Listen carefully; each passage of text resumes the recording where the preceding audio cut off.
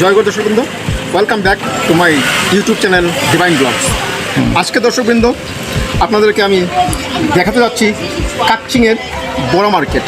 সেখানে আমাদের দিদিরা, আমাদের আন্টিরা অনেক বড়া বানানো হয় এখানে, এবং এখানে মার্কেটটা স্পেশালি বড়ার জন্যই বিখ্যাত। আমি অনুরোধ করবো আমার ক্যামেরা ভাইকে আপনাদেরকে উপভোগ করার জন্য এই বড়া মার্কেটটা সব দেখাও।